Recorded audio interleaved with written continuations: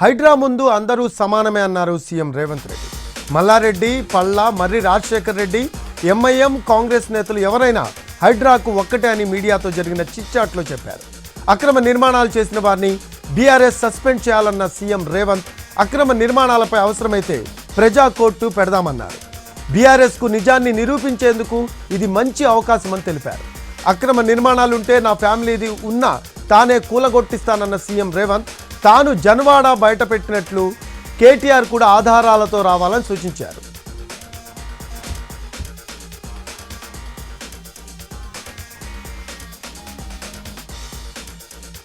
తయారీ రంగానికి మరింత ఊతమిచ్చేలా దేశంలో కొత్తగా 12 స్మార్ట్ పారిశ్రామిక నగరాల ఏర్పాటుకు కేంద్ర కేబినెట్ ఆమోదం తెలిపింది. దీని ద్వారా 10 లక్షల ఉద్యోగాల కల్పన జరగనుంది. 28,602 కోట్ల పెట్టుబడితో 10 రాష్ట్రాల్లో 12 కొత్త పారిశ్రామిక క్యారిడార్లను ఏర్పాటు చేయనున్నట్లు కేంద్ర మంత్రి అశ్విని వైష్ణవ్ తెలిపారు. ఆంధ్రప్రదేశ్లోని ఓర్వకల్లు, కొప్పర్తి, తెలంగాణలోని జహీరాబాద్లో పారిశ్రామిక క్యారిడార్లు ఏర్పాటు చేయనున్నారు. అలాగే రాజస్థాన్లోని జోధ్పూర్, పాలి, ఉత్తరాఖండ్లోని కుర్పియా, పంజాబ్లోని రాజ్పురా, పాటియాలా, మహారాష్ట్రలోని దిఘి, కేరళలోని పాలక్కడ్, యూపీలోని ఆగ్రా, ప్రయాగ్రాజ్, అలాగే బీహార్లోని గయాలో ఈ క్యారిడార్లను ఏర్పాటు చేయనున్నారు. దీనివల్ల 10 లక్షల మందికి నేరుగా ఉద్యోగాల కల్పన, మరో 30 లక్షల మందికి పరోక్షంగా ఉపాధి లభించనుంది.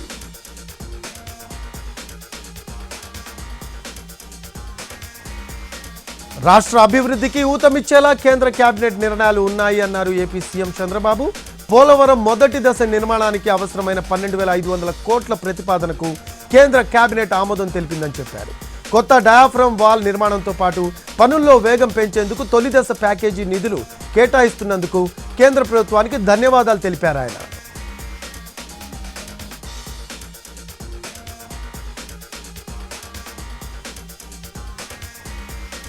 కర్నూలు జిల్లా ఓర్వకల్లు, కడప జిల్లా కొప్పర్తిలో ఇండస్ట్రియల్ పార్కుల ఏర్పాటుకు కేంద్ర కేబినెట్ ఆమోదం తెలిపింది అన్నారు కేంద్ర మంత్రి రామ్మోహన్ నాయుడు. ఓర్వకల్లో 2,621 ఎకరాలు, కొప్పర్తిలో 2,596 ఎకరాల్లో పారిశ్రామిక క్లస్టర్లను కేంద్రం ఏర్పాటు చేయబోతుందన్నారు.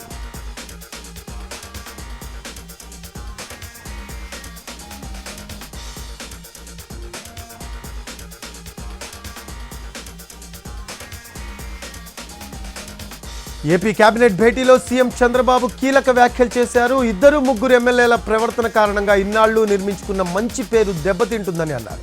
వారి వల్ల అందరికీ చెడ్డ పేరు వస్తుందని ఆవేదన వ్యక్తం చేశారు ఆయన. మంత్రులు కూడా జాగ్రత్తగా ఉండాలని, ఎమ్మెల్యేలు నాయకులను గైడ్ చేయాలని సూచించారు. ఇకపై ఇలాంటివి జరగకుండా చూసుకోవాల్సిన బాధ్యత మంత్రులు, ఎమ్మెల్యేలదే అని దిశానిర్దేశం చేశారు చంద్రబాబు.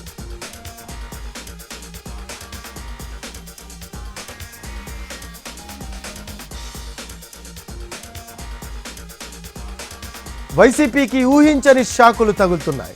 వరుసగా పార్టీని వీడుతూ ఉన్నారు కీలక నేతలు. ఎమ్మెల్సీ పోతుల సునీత వైసీపీకి రాజీనామా చేశారు. పార్టీ సభ్యత్వంతో పాటు ఎమ్మెల్సీ పదవికి కూడా రాజీనామా చేశారు సునీత. త్వరలోనే భవిష్యత్తు కార్యాచరణ ప్రకటిస్తానని చెప్పారామె. ఇక రాజ్యసభ ఎంపీలు మోపిదేవి, బీద మస్తాన్రావు కూడా రాజీనామాకు సిద్ధమయ్యారు. ఇప్పటికే వైసీపీకి రాజీనామా చేశారు మాజీ ఎమ్మెల్యేలు ఆళ్ల నాని, మద్దాలి గిరి. అలాగే నిన్న వైసీపీ నుంచి టీడీపీలో చేరారు ఏలూరు మేయర్ నూర్జహాన్.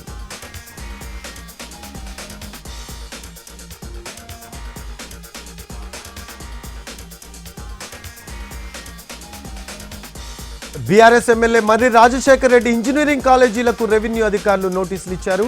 దుండిగల్లోని ఓ MLRIT, IARE కాలేజీలను చిన్న దామోదర చెరువులోని FTL బఫర్ జోన్లో నిర్మించారని నోటీసుల్లో పేర్కొన్నారు. MLRIT, IARE కళాశాలలను భూములు ఆక్రమించి కట్టారని హైకోర్టులో గతంలోనే పిటిషన్ దాఖలైంది. దీంతో భవనాలు కూల్చివేశారు. చిన్న దామర చెరువులోని సర్వే నెంబర్లు 405, 482, 486లలో 8 ఎకరాల్లో శాశ్వత భవనాలు, షెడ్లు నిర్మించారు. హైడ్రాకు ఫిర్యాదు రావడంతో రెవెన్యూ అధికారులు నోటీసులు ఇచ్చారు.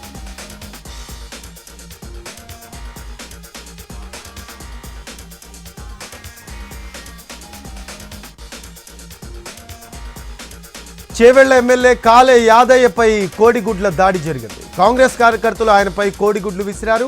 కళ్యాణ లక్ష్మి చెక్కులను లబ్ధిదారులకు అందించేందుకు చేవెళ్ల నియోజకవర్గంలోని షాబాద్ ఎంపీడీఓ ఆఫీస్కు వెళ్లారు ఎమ్మెల్యే కాలే యాదయ్య. ఆయన అడ్డుకున్నారు కాంగ్రెస్ కార్యకర్తలు. ఆయనపై కోడిగుడ్లు విసిరారు. దాడి చేసిన వారు చేవెళ్ల కాంగ్రెస్ పార్టీ ఇన్ఛార్జ్ భీమ్ భారత్ అనుచరులుగా గుర్తించారు పోలీసులు.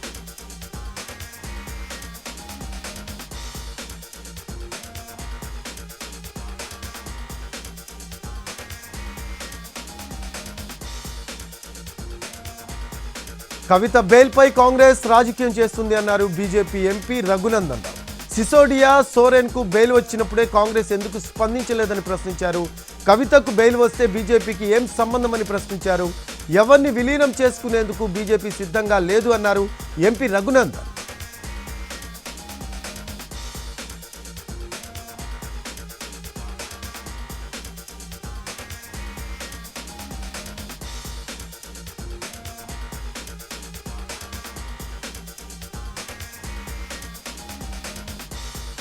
విశాఖ ఎసెన్షియా ఫార్మా పరిశ్రమలో వ్యర్థాలు, ప్రమాదకర రసాయనాలను తొలగిస్తూ ఉన్నారు. రియాక్టర్లలో అర్ధాంతరంగా నిలిచిపోయిన ఉత్పత్తుల కారణంగా సమస్యలు తలెత్తకుండా జాగ్రత్తలు తీసుకోవాలని యాజమాన్యానికి ఆదేశించింది సర్కార్. 700 లీటర్ల ఎంటీబీఈ సహా భారీగా సాల్వెంట్లు, రా మెటీరియల్స్ పరిశ్రమ ప్రాంగణంలో ఉన్నట్లు గుర్తించారు అధికారులు. రసాయనాల తరలింపు, ప్రమాద స్థలంలో వ్యర్థాల తొలగింపు నిపుణుల పర్యవేక్షణలో జరగాలని ఆదేశించింది ప్రభుత్వం. పీపీ కిట్స్ ధరించి పనులు చేపట్టాలని ఎస్ఓపి జారీ చేశారు. శిథిలాల తొలగింపు, రసాయనాలను గోదాములకు తరలించేందుకు వారం రోజుల గడువు కోరింది ఎసెన్షియా ఫార్మా యాజమాన్యం.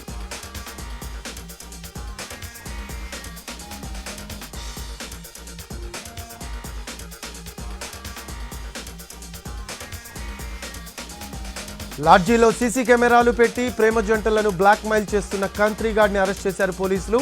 శంషాబాద్లోని సిటా గ్రాండ్ ఓయో హోటల్ నిర్వాహకుడు గణేష్ను అదుపులోకి తీసుకున్నారు. సిటా గ్రాండ్ ఓయోకి ఎక్కువ సంఖ్యలో జంటలు వస్తూ ఉంటాయి. ఇదే ఛాన్సుగా గణేష్ హోటల్ రూమ్లోని బల్బ్ హోల్డర్లలో సీసీ కెమెరాలు ఫిక్స్ చేశాడు. అశ్లీల దృశ్యాలు రికార్డ్ చేసి ఆ వీడియోలను జంటలకు చూపించి బ్లాక్మెయిల్ చేస్తున్నాడు. బెదిరింపులకు పాల్పడగా భారీగానే డబ్బులు వసూలు చేశాడు. తాజాగా హోటల్ గదిలో సీసీ కెమెరాలను గుర్తించి గణేష్ను నిలదీయడంతో అసలు భాగోతం బయటపడింది. పోలీసులు హోటల్పై రైడ్ చేసి సీసీ కెమెరాలు స్వాధీనం చేసుకున్నారు. నిందితుడు గణేష్ ఫోన్లలో అశ్లీల వీడియోలు, యువతుల ఫోటోలు గుర్తించారు పోలీసులు.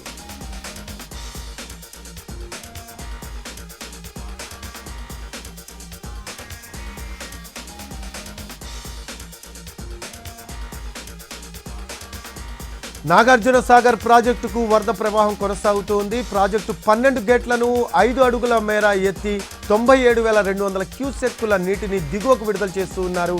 సాగర్ ఇన్ఫ్లో 1,43,132 క్యూసెక్కులుండగా అవుట్ఫ్లో 1,43,132 క్యూసెక్కులుగా ఉంది. సాగర్ పూర్తిస్థాయి నీటి మట్టం 590 అడుగులకు చేరింది. ప్రస్తుతం ప్రాజెక్టులో 312 టీఎంసీలకు గాను 312 టీఎంసీల నీటి నిల్వ ఉంది.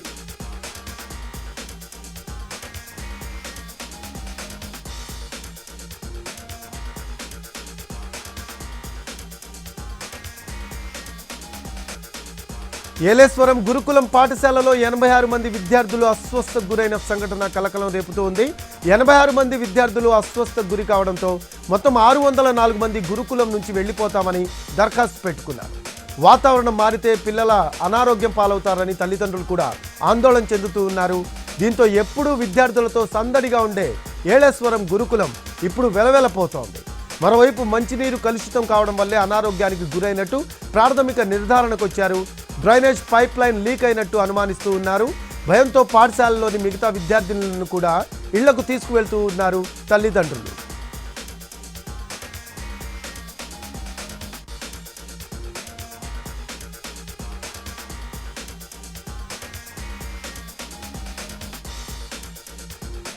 నంద్యాల జిల్లా నందికొట్కూరు మున్సిపల్ సమావేశంలో ఆత్మకూరు డీఎస్పీ ఓవర్ యాక్షన్ చేశారు. ఎమ్మెల్యే జయసూర్యకు వినతి పత్రం ఇచ్చేందుకు వచ్చిన సిపిఎం నేతలపై దురుసుగా ప్రవర్తించారు ఆత్మకూరు డీఎస్పీ రామాంజీ నాయక్. సిపిఎం నాయకులను సమావేశం నుంచి ఈడ్చుకు వెళ్లి జీపులో ఎక్కించారు పోలీసులు. వినతి పత్రం ఇస్తే తప్పేంటని పోలీసులకు ఎదురు తిరిగారు సిపిఎం నాయకులు. దీంతో సిపిఎం నాయకులను దూషించిన డీఎస్పీ 2 సిపిఎం నాయకులపై కేసులు నమోదు చేయాలని హుకుం జారీ చేశారు ఆత్మకూరు డీఎస్పీ.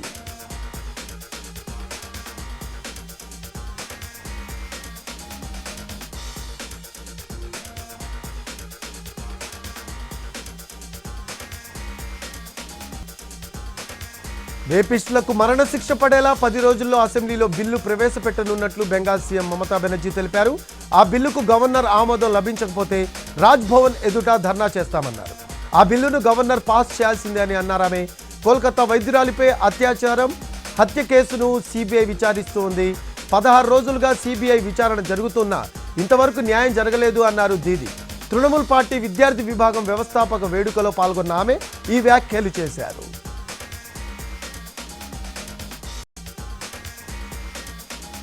కోల్కతా వైద్య విద్యార్థిని అత్యాచార ఘటనపై రాష్ట్రపతి ద్రౌపది ముర్ము తీవ్ర ఆవేదన వ్యక్తం చేశారు. అదో భయానక ఘటన అని తనను తీవ్రంగా కలిచివేసిందన్నారు ఆమె. మహిళలపై జరిగే నేరాలపై దేశం మేల్కొనాల్సిన సమయం ఆసన్నమైందన్నారు.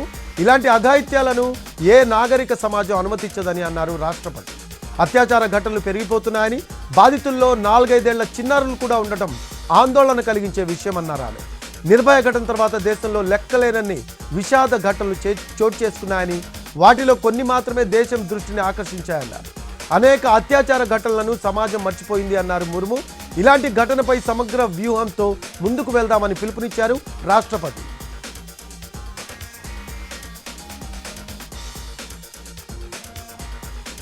తమిళనాడు అధికార డిఎంకే ఎంపీ ఎస్ జగద్రక్షకన్కు భారీ షాక్ తగిలింది. విదేశీ మాదక ద్రవ్య నిర్వహణ చట్టం ఫెమా నిబంధనల ఉల్లంఘన కేసులో ఎంపీతో పాటు ఆయన కుటుంబానికి 908 కోట్ల పెనాల్టీ విధించింది ఈడీ. ఫెమా చట్టంలోని 37(a) సెక్షన్ ప్రకారం 2020 సెప్టెంబర్లో సీజ్ చేసిన 89.19 కోట్ల మొత్తాన్ని జప్తు చేసినట్లు వెల్లడించింది ఎన్ఫోర్స్మెంట్ డైరెక్టరేట్.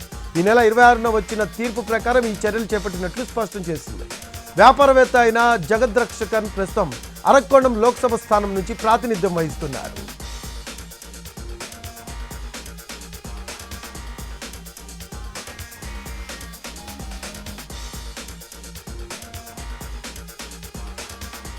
ఉత్తరప్రదేశ్ ప్రభుత్వం కొత్తగా సోషల్ మీడియా పాలసీని ప్రవేశపెట్టనుంది. సోషల్ మీడియా ప్లాట్ఫామ్ల వేదికగా తప్పుడు సమాచారం పోస్ట్ చేసిన వారికి కఠిన శిక్షలు అమలు చేయనుంది. ఇందుకు యూపీ కేబినెట్ ఆమోదం తెలిపింది. రాష్ట్ర ప్రభుత్వం అమలు చేస్తున్న పథకాలపై ప్రజలకు అవగాహన కల్పించాలనే లక్ష్యంతో ఈ పాలసీని రూపొందించింది. డిజిటల్ ప్లాట్ఫామ్ల దుర్వినియోగం వల్ల జరిగిన నష్టాలను చట్టపరంగా పరిష్కరించేందుకు కూడా ఈ విధానం ఉపయోగపడుతోంది. ఈ పాలసీ ప్రకారం దేశ ప్రయోజనాలకు వ్యతిరేకంగా పోస్టు పెట్టిన వారిపై కఠిన చర్యలు తీసుకుంటారు. తీవ్రతను బట్టి కనీసం 3 ఏళ్ల జైలు శిక్ష నుంచి జీవిత ఖైదు విధించే అవకాశం ఉంటుంది.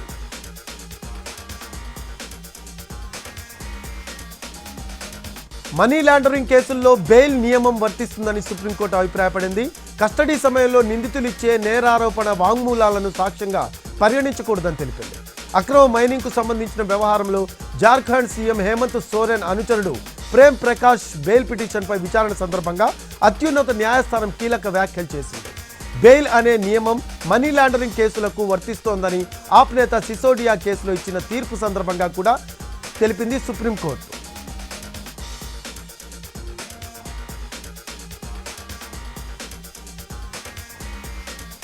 కేరళలోని లెఫ్ట్ ప్రభుత్వంపై ప్రతిపక్షాలు తీవ్ర స్థాయిలో విరుచుకుపడ్డాయి.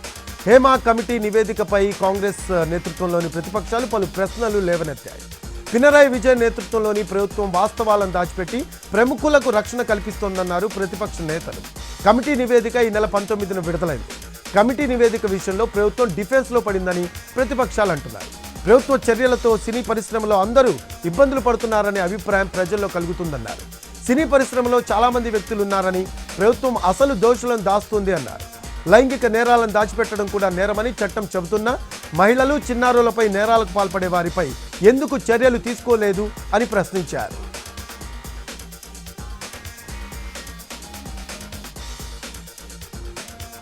అమెరికాలో త్వరలో భారత ప్రధాని మోడీ మెగా ఈవెంట్ జరగనుంది. వచ్చే నెల 22న Modi and US progress together కార్యక్రమం నిర్వహించనున్నారు.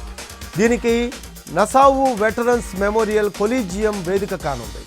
ఈవెంట్కు అనూహ్య స్పందన వచ్చింది. దీనికోసం ఇప్పటికే 24,000 మంది ఎన్ఆర్ఐలు పేర్లు నమోదు చేసుకున్నట్టుగా Indo American community of USA తెలిపింది. ఈ వేదిక సామర్థ్యం 15,000 మాత్రమే. భారీ సంఖ్యలో రిజిస్ట్రేషన్ చేసుకోవడంతో మరిన్ని ఏర్పాట్లు చేస్తున్నట్లు నిర్వాహకులు తెలిపారు. ఈ కార్యక్రమానికి 42 రాష్ట్రాల నుంచి భారతీయ అమెరికన్లు హాజరవుతారని అంచనా వేశారు. శ్రీశైలం దేవస్థానం కమిటీ సూచన మేరకు ప్రతి నెలలో వచ్చే ఆరుద్ర నక్షత్రం రోజున బంగారు స్వర్ణ రథోత్సవం నిర్వహించాలని నిర్ణయించారు. వచ్చే ఆరుద్ర నక్షత్రం రోజున శ్రీ స్వామి అమ్మవార్ల స్వర్ణ రథోత్సవం నిర్వహిస్తామని ఇప్పటికే అధికారులు తెలిపారు. కళ్యాణార్థం ప్రతి మాసం ఈ స్వర్ణ రథోత్సవాన్ని నిర్వహించనున్నారు. రేపు ఆరుద్ర నక్షత్రం సందర్భంగా స్వర్ణ రథోత్సవం నిర్వహించనున్నారు.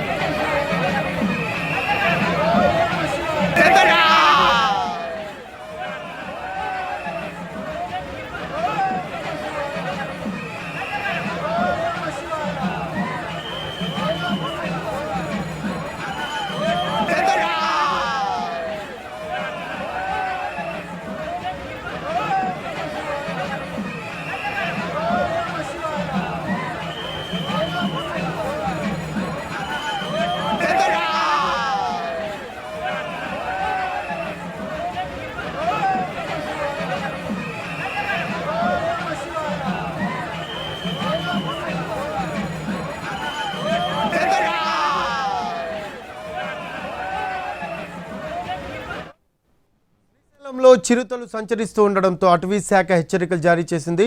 పెంపుడు జంతువుల బాధ్యతను యజమానులే చూసుకోవాలని తెలిపింది.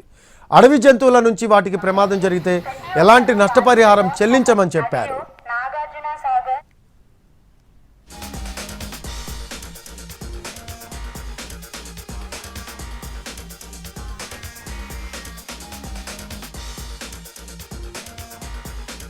స్థానిక నివాసులు అటవీ శాఖ వారి హెచ్చరికలను గమనించి ప్రతి ఒక్కరూ బాధ్యతతో అదియు నాగార్జున సాగర్ శ్రీశైలం టైగర్ రిజర్వ్ లో ఉంది. స్థానిక నివాసులు అటవీ శాఖ వారి హెచ్చరికలను గమనించి ప్రతి ఒక్కరూ బాధ్యతతో అదియు నాగార్జున సాగర్ శ్రీశైలం టైగర్ రిజర్వ్ లో ఉన్నాము.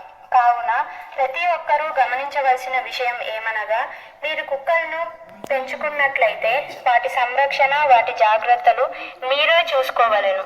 చంపడం, వాటిని తినడం అనేక ప్రదేశాల్లో జరుగుతుంది.